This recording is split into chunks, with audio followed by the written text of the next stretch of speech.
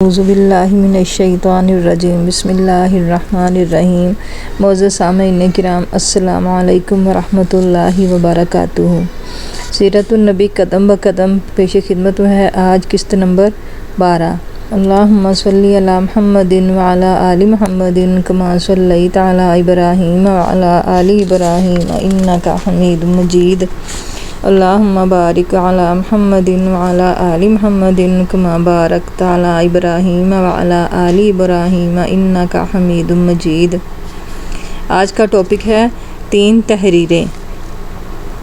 آپ صلی اللہ علیہ وسلم کی عمر 35 سال ہوئی تو مکہ میں زبردست سیلاب آیا۔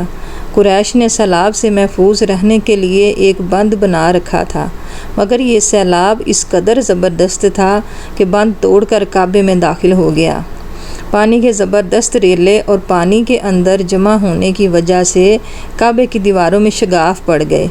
اس سے پہلے ایک مرتبہ یہ دیواریں آگ لگ جانے کی وجہ سے کمزور ہو چکی تھیں، اور یہ واقعہ اس طرح ہوا تھا کہ ایک مرتبہ کوئی عورت کعبے کو دھونی دے رہی تھی کہ اس آگ میں سے ایک چنگاری اڑ کر کعبے کے پردوں تک پہنچ گئی۔ اس سے پردوں کو آگ لگ گئی اور دیواریں تک جل گئیں۔ اس طرح دیواریں بہت کمزور ہو گئی تھیں۔ یہی وجہ تھی کہ سیلاب نے ان کمزور دیواروں میں شگاف کر دیے۔ سیدنا ابراہیم علیہ السلام نے کعبے کی جو دیواریں اٹھائی تھیں وہ 9 گز اونچی تھیں۔ ان پر چھت نہیں تھی۔ لوگ کعبے کے لیے نذرانے وغیرہ لاتے تھے۔ یہ نذرانے کپڑے اور خوشبوئیں وغیرہ ہوتی تھیں۔ کعبے کے اندر جو کنواں تھا، یہ سب نذرانے اس کنویں میں ڈال دیے جاتے تھے۔ کنواں اندرونی حصے میں دائیں طرف تھا۔ اس کو کعبے کا خزانہ کہا جاتا تھا۔ کعبے کے خزانے کو ایک مرتبہ ایک چور نے چرانے کی کوشش کی۔ چور کنویں ہی میں مر گیا۔ اس کے بعد اللہ تعالیٰ نے اس کی حفاظت کے لیے ایک سانپ کو مقرر کر دیا۔ یہ سانپ کنویں کی مڈیر پر بیٹھا رہتا تھا، کسی کو خزانے کے نزدیک نہیں آنے دیتا تھا۔ قریش بھی اس سے خوف زدہ رہتے تھے۔ اب جب کعبے کی دیواروں میں شگاف پڑ گئے اور نئے سرے سے اس کی تعمیر کا مسئلہ پیش آیا تو اللہ تعالیٰ نے ایک پرندے کو بھیجا۔ وہ اس سانپ کو اٹھا لے گیا۔ یہ دیکھ کر قریش کے لوگ بہت خوش ہوئے۔ اب انہوں نے نئے سرے سے کعبے کی تعمیر کا فیصلہ کر لیا اور پروگرام بنایا کہ بنیادیں مضبوط بنا کر دیواروں کو زیادہ اونچا اٹھایا جائے۔ اس طرح دروازے کو بھی اونچا کر دیا جائے گا تاکہ کعبے میں کوئی داخل نہ ہو، صرف وہی شخص داخل ہو جسے وہ اجازت دیں۔ اب انہوں نے پتھر جمع کیے۔ ہر قبیلہ اپنے حصے کے پتھر الگ جمع کر رہا تھا۔ چندہ بھی جمع کیا گیا۔ چندے میں انہوں نے پاک کمائی دی، ناپاک کمائی نہیں دی۔ مثلاً طوائفوں کی آمدنی، سود کی کمائی، دوسروں کا مال غصب کر کے حاصل کی گئی دولت چندے میں نہیں دی گئی، اور پاک کمائی انہوں نے بلا وجہ نہیں دی تھی۔ ایک خاص واقعہ پیش آیا تھا جس سے وہ اس نتیجے پر پہنچے تھے کہ اس کام میں صرف پاک کمائی لگائی جائے گی۔ وہ واقعہ یوں تھا، ایک قریشی سردار ابو وہب عمرو بن عابد نے جب یہ کام شروع کرنے کے لیے ایک پتھر اٹھایا تو پتھر اس کے ہاتھ سے نکل کر پھر اسی جگہ پہنچ گیا جہاں سے اسے اٹھایا گیا تھا۔ اس پر قریشی حیران و پریشان ہوئے۔ آخر خود وہب کھڑا ہوا اور بولا، اے گروہ قریش، کعبے کی بنیادوں میں سوائے پاک مال کے کوئی دوسرا مال شامل مت کرنا۔ بیت اللہ کی تعمیر میں کسی بدکار عورت کی کمائی، سود کی کمائی یا زبردستی حاصل کی گئی دولت ہرگز شامل نہ کرنا۔ یہ وہب نبی کریم صلی اللہ علیہ وسلم کے والد حضرت عبداللہ کا ماموں تھا اور اپنی قوم میں ایک شریف آدمی تھا۔ جب قریش کے لوگ خانہ کعبہ کی تعمیر کے لیے پتھر ڈھو رہے تھے تو ان کے ساتھ نبی اکرم صلی اللہ علیہ وسلم بھی پتھر ڈھونے میں شریک تھے۔ آپ پتھر اپنی گردن پر رکھ کر لا رہے تھے۔ تعمیر شروع کرنے سے پہلے قریش کے لوگوں نے خوف محسوس کیا کہ دیواریں گرانے سے کہیں ان پر کوئی مصیبت نازل نہ ہو جائے۔ آخر ایک سردار ولید بن مغیرہ نے کہا، کعبے کی دیواریں گرانے سے تمہارا ارادہ اصلاح اور مرمت کا ہے یا اس کو خراب کرنے کا؟ جواب میں لوگوں نے کہا، ظاہر ہے ہم تو اس کی مرمت اور اصلاح کرنا چاہتے ہیں۔ یہ سن کر ولید نے کہا، تب پھر سمجھ لو اللہ تعالیٰ اصلاح کرنے والوں کو برباد نہیں کرتا۔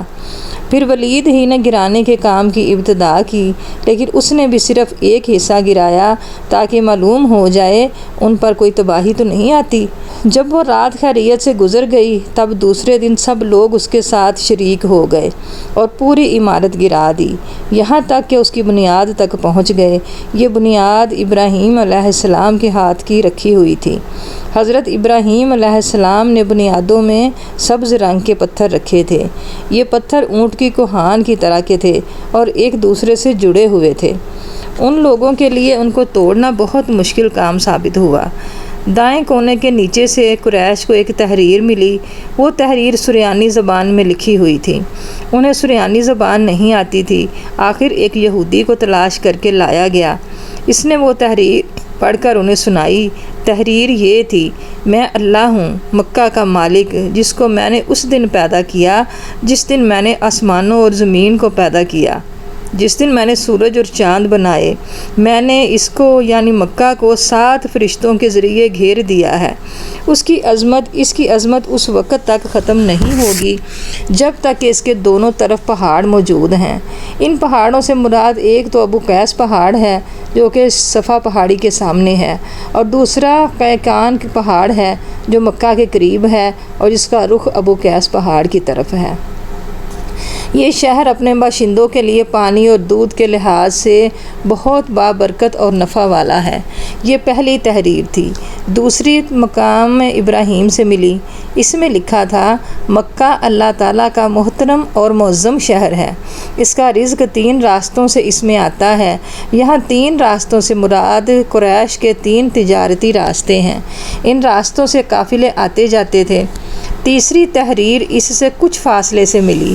اس میں لکھا تھا: جو بھلائی بوئے گا لوگ اس پر رشک کریں گے، یعنی اس جیسا بننے کی کوشش کریں گے، اور جو شخص رسوائی بوئے گا وہ رسوائی اور ندامت پائے گا۔ تم برائیاں کر کے بھلائی کی آس لگاتے ہو، ہاں یہ ایسا ہی ہے جیسے کیکر یعنی کانٹے دار درخت میں سے کوئی انگور تلاش کرے۔ یہ تحریر کعبے کے اندر پتھر پر کھدی ہوئی ملی۔ کعبے کی تعمیر کے سلسلے میں قریش کو پتھروں کے علاوہ لکڑی کی بھی ضرورت تھی۔ چھت اور دیواروں میں لکڑی کی ضرورت تھی۔ لکڑی کا مسئلہ اس طرح حل ہوا کہ ایک جہاز عرب کے ساحل سے آ کر ٹکرا گیا۔ آج اس مقام کو جدہ کا ساحل کہا جاتا ہے۔ پہلے یہ مکہ کا ساحل کہلاتا تھا، اس لیے مکہ کا قریب ترین ساحل یہی تھا۔ ساحل سے ٹکرا کر جہاز ٹوٹ گیا۔ وہ جہاز کسی رومی تاجر کا تھا۔ اس جہاز میں شاہ روم کے لیے سنگ مرمر، لکڑی اور لوہے کا سامان لے جایا جا رہا تھا۔ قریش کو اس جہاز کے بارے میں پتہ چلا تو یہ لوگ وہاں پہنچے اور ان لوگوں سے لکڑی خرید لی۔ اس طرح چھت کی تعمیر میں اس لکڑی کو استعمال کیا گیا۔ آخر خانہ کعبہ کی تعمیر کا کام حجر اسود تک پہنچ گیا۔ اب یہاں ایک نیا مسئلہ پیدا ہو گیا۔ سوال یہ پیدا ہوا کہ حجر اسود کون اٹھا کر اس کی جگہ پر رکھے گا؟ ہر قبیلہ یہ فضیلت خود حاصل کرنا چاہتا تھا۔ یہ جھگڑا اس حد تک بڑھا کہ مرنے مارنے تک نوبت آ گئی۔ لوگ ایک دوسرے کو قتل کرنے پر تل گئے۔ قبیلہ عبدالدار نے تو قبیلہ عدی کے ساتھ مل کر ایک برتن میں خون بھرا اور اس میں اپنے ہاتھ ڈبو کر کہا: حجر اسود ہم رکھیں گے۔ اسی طرح دوسرے قبیلے بھی اڑ گئے، تلواریں نیاموں سے نکل آئیں۔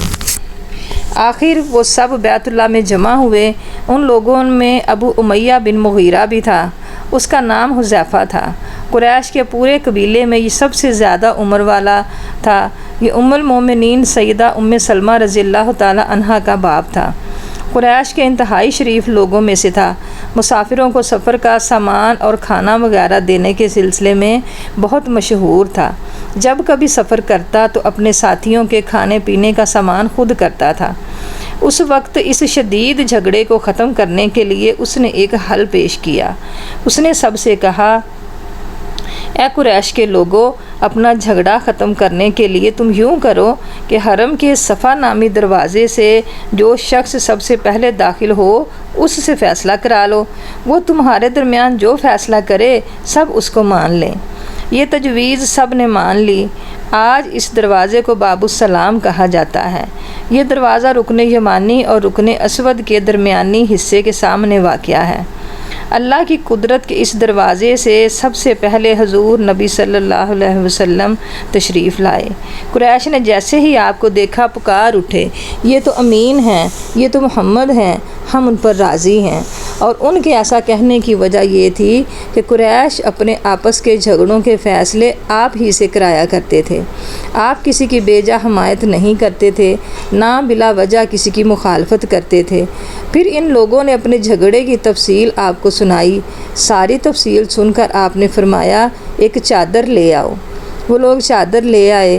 آپ نے اس چادر کو بچھایا اور اپنے دست مبارک سے حجر اسود کو اٹھا کر اس چادر پر رکھ دیا۔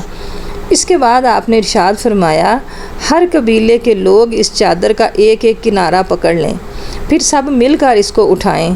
اور انہوں نے ایسا ہی کیا۔ چادر کو اٹھائے ہوئے وہ اس مقام تک آ گئے جہاں حجر اسود کو رکھنا تھا۔ اس کے بعد نبی اکرم صلی اللہ علیہ وسلم نے حجر اسود کو اٹھا کر اس کی جگہ رکھنا چاہا، لیکن عین اس وقت ایک نجدی شخص آگے بڑھا اور تیز آواز میں بولا، بڑے تعجب کی بات ہے کہ آپ لوگوں نے ایک کم عمر نوجوان کو اپنا رہنما بنا لیا ہے، اس کی عزت افزائی میں لگ گئے ہو۔ یاد رکھو یہ شخص سب کو گروہوں میں تقسیم کر دے گا، تم لوگوں کو پارا پارا کر دے گا۔ قریب تھا کہ لوگوں میں اس کی باتوں سے ایک بار پھر جھگڑا ہو جائے، لیکن پھر خود ہی انہوں نے محسوس کر لیا کہ حضور صلی اللہ علیہ وسلم نے جو فیصلہ کیا ہے وہ لڑانے والا نہیں، لڑائی ختم کرنے والا ہے۔ چنانچہ حجر اسود کو نبی کریم صلی اللہ علیہ وسلم نے اپنے مبارک ہاتھوں سے اس کی جگہ پر رکھ دیا۔ مورخوں نے لکھا ہے یہ نجدی شخص دراصل ابلیس تھا جو اس موقع پر انسانی شکل میں آیا تھا۔ جب کعبے کی تعمیر مکمل ہو گئی تو قریش نے اپنے بتوں کو پھر سے اس میں سجا دیا۔ کعبے کی یہ تعمیر جو قریش نے چوتھی تعمیر تھی۔ سب سے پہلے کعبے کو فرشتوں نے بنایا تھا۔ بعض صحابہ نے فرمایا ہے کہ زمین و آسمان کو پیدا کرنے سے پہلے اللہ تعالیٰ کا عرش پانی کے اوپر تھا۔ جب عرش کو پانی پر ہونے کی وجہ سے حرکت ہوئی تو اس پر یہ کلمہ لکھا گیا، لا الہ الا اللہ محمد الرسول اللہ، اللہ تعالیٰ کے سوا کوئی معبود نہیں، محمد اللہ تعالیٰ کے رسول ہیں۔ اس کلمے کے لکھے جانے کے بعد عرش ساکن ہو گیا۔ پھر جب اللہ تعالیٰ نے آسمانوں اور زمین کو پیدا کرنے کا ارادہ فرمایا تو اس نے پانی پر ہوا کو بھیجا۔ اس سے پانی میں موجیں اٹھنے لگیں اور بخارات اٹھنے لگے۔ اللہ تعالیٰ نے ان بخارات یعنی بھاپ سے آسمان کو پیدا فرمایا۔ پھر اللہ تعالیٰ نے کعبہ کی جگہ سے پانی کو ہٹا دیا، جگہ خشک ہو گئی۔ چنانچہ یہی بیت اللہ کی جگہ ساری زمین کی اصل ہے اور اس کا مرکز ہے۔ یہی خشکی بڑھتے بڑھتے 7 بر اعظم بن گئی۔ جب زمین ظاہر ہو گئی تو اس پر پہاڑ قائم کیے گئے اور زمین پر سب سے پہلا پہاڑ ابو قبیس ہے۔ پھر اللہ تعالیٰ نے فرشتوں کو حکم دیا، زمین پر میرے نام کا ایک گھر بناؤ تاکہ آدم کی اولاد اس گھر کے ذریعے میری پناہ مانگے۔ انسان اس گھر کا طواف کریں جس طرح تم نے میرے عرش کے گرد طواف کیا ہے تاکہ میں ان سے راضی ہو جاؤں۔ فرشتوں نے حکم کی تعمیل کی۔ پھر آدم علیہ السلام نے خانہ کعبہ کی تعمیر شروع کی۔ اس کے بعد حضرت ابراہیم علیہ السلام نے خانہ کعبہ کی تعمیر شروع کی۔ اسی طرح قریش کے ہاتھوں یہ تعمیر چوتھی بار ہوئی تھی۔ حضور اکرم صلی اللہ علیہ وسلم کی عمر مبارک 40 سال کے قریب ہوئی تو وحی کے آثار شروع ہو گئے۔ اس سلسلے میں سب سے پہلے آپ کو سچے خواب دکھائی دینے لگے۔ آپ جو خواب دیکھتے وہ حقیقت بن کر سامنے آ جاتا۔ اللہ تعالیٰ نے سچے خوابوں کا سلسلہ اس لیے شروع کیا کہ اچانک فرشتے کی آمد سے کہیں آپ خوف زدہ نہ ہو جائیں۔ ان دنوں ایک بار آپ نے سیدہ خدیجہ رضی اللہ تعالی عنہا سے فرمایا، جب میں تنہائی میں جا کر بیٹھتا ہوں تو مجھے آواز سنائی دیتی ہے، کوئی کہتا ہے اے محمد اے محمد۔ ایک بار آپ نے فرمایا مجھے ایک نور نظر آتا ہے، یہ نور جاگنے کی حالت میں نظر آتا ہے، مجھے ڈر ہے اس کے نتیجے میں کوئی بات نہ پیش آ جائے۔ ایک بار آپ نے یہ بھی فرمایا، اللہ کی قسم مجھے جتنی نفرت ان بتوں سے ہے اتنی کسی اور چیز سے نہیں۔ وحی کے لیے آپ کو ذہنی طور پر تیار کرنے کے لیے اللہ تعالیٰ نے فرشتے اسرافیل کو آپ کا ہمدم بنا دیا تھا۔ آپ ان کی موجودگی کو محسوس تو کرتے تھے مگر انہیں دیکھ نہیں سکتے تھے۔ اس طرح آپ کو نبوت کی خوشخبریاں دی جاتی رہیں، آپ کو وحی کے لیے تیار کیا جاتا رہا۔ اللہ تعالیٰ نے آپ کے دل میں تنہائی کا شوق پیدا فرما دیا تھا، چنانچہ آپ کو تنہائی عزیز ہو گئی۔ آپ غار حرا میں چلے جاتے اور وہاں وقت گزارتے۔ اس پہاڑ سے آپ کو ایک بار آواز بھی سنائی دی تھی، میری طرف تشریف لائیے اے اللہ کے رسول۔ اس غار میں آپ مسلسل کئی راتیں گزارتے، اللہ کی عبادت کرتے۔ کبھی آپ 3 راتوں تک وہاں ٹھہرے رہتے، کبھی 7 راتوں تک، کبھی پورا مہینہ وہاں گزار دیتے۔ آپ جو کھانا ساتھ لے جاتے تھے جب ختم ہو جاتا تو گھر تشریف لے جاتے۔ یہ کھانا عام طور پر زیتون کا تیل اور خشک روٹی ہوتا تھا، کبھی کھانے میں گوشت بھی ہوتا تھا۔ غار حرا میں قیام کے دوران کچھ لوگ وہاں سے گزرتے اور ان میں کچھ مسکین لوگ ہوتے تو آپ انہیں کھانا کھلاتے۔ غار حرا میں آپ عبادت کس طرح کرتے تھے، روایات میں اس کی وضاحت نہیں ملتی۔ علماء کرام نے اپنا خیال ضرور ظاہر کیا ہے۔ ان میں سے ایک خیال یہ ہے کہ آپ کائنات کی حقیقت پر غور و فکر کرتے تھے، یہ غور و فکر لوگوں سے الگ رہ کر ہی کیا جا سکتا تھا۔ پھر آخر کار وہ رات آ گئی جب اللہ تعالیٰ نے آپ کو نبوت اور رسالت عطا فرما دی۔ آپ کی نبوت کے ذریعے اپنے بندوں پر عظیم احسان فرمایا۔ وہ ربیع الاول کا مہینہ تھا اور تاریخ 17 تھی۔ بعض علماء نے یہ لکھا ہے کہ وہ رمضان کا مہینہ تھا کیونکہ قرآن رمضان میں نازل ہونا شروع ہوا تھا۔ 8ویں اور تیسری تاریخ بھی روایات میں آئی ہے اور یہ پہلا موقع تھا جب جبریل علیہ السلام وحی لے کر آپ کی خدمت میں حاضر ہوئے۔ اس سے پہلے وہ آپ کے پاس نہیں آئے تھے۔ جس صبح جبرائیل علیہ السلام وحی لے کر آئے وہ پیر کی صبح تھی اور پیر کی صبح ہی آپ اس دنیا میں تشریف لائے تھے۔ آپ فرمایا کرتے تھے، پیر کے دن کا روزہ رکھو کیونکہ میں پیر کے دن پیدا ہوا اور پیر کے دن ہی مجھے نبوت ملی۔ بہرحال اس بارے میں روایات مختلف ہیں۔ یہ بات طے ہے کہ اس وقت آپ کی عمر مبارک کا 40واں سال تھا۔